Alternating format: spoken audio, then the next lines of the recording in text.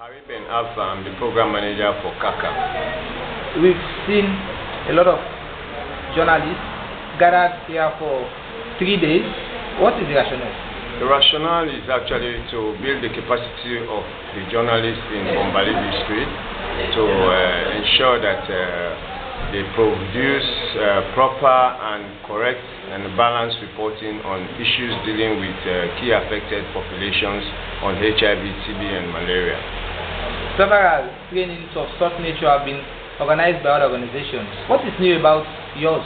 Well, the thing that is a little bit different from other trainings that they've been receiving is that one, we want to train the journalists on the issues around the language and the language they use in terms of referring to people who are affected by the three diseases, HIV, TB and malaria, so that at least the people who are affected by these diseases should not feel that they are being stigmatized or being discriminated against, so that we are training them in terms of the proper use of language and terminologies and in terms of reporting on the beneficiaries and the three diseases. Why did you decide to train journalists only?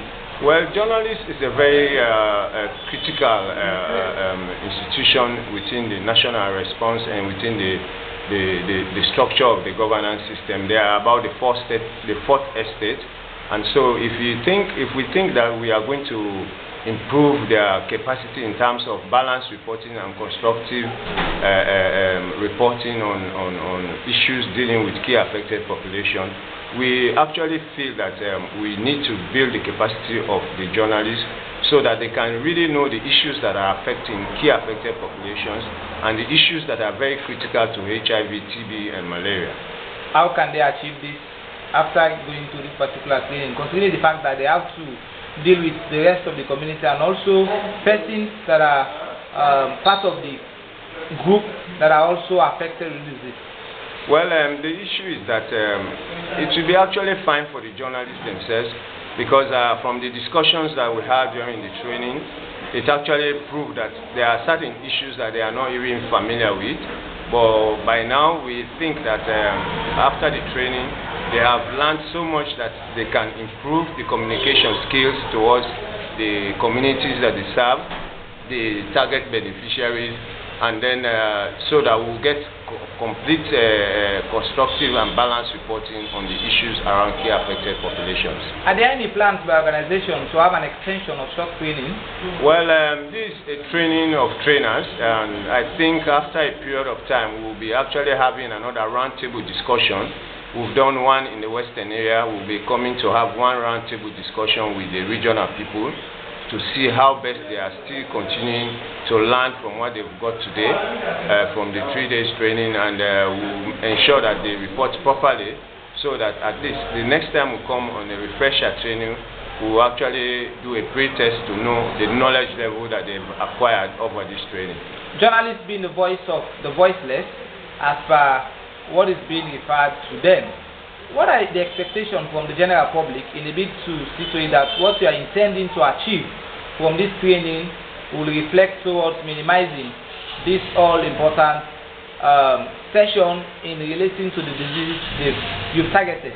Well, in fact, before ever we started the training, we have to inform the key affected population, the members of our organization. Some of them were actually beneficiaries, were actually present during the course of the training. So they had equally discussions on issues that they think are really very pertinent on their dignity, their human rights, and their right to access health services. There are so many diseases. Why only laying premium to TB, HIV, and malaria? Well, it's actually one of the global diseases. Those are some of the global diseases that are really killing people around the world, and most people still, even over a long period of time, HIV issues and tuberculosis have been in the world. People are still not accepted the realities about HIV and TB and malaria, and HIV is still not being considered by most people as a disease that they really need to prevent. But we really want the journalists to inform the general public that we are actually trying to achieve 90% of the Sierra Leone population to access HIV services and testing, And then in the interim, anybody that finds himself that is HIV positive, he can actually get antiretroviral treatment that will help him to reduce his viral load. All right, it's been a pleasure talking to you. Thank you very much. All right, thank you.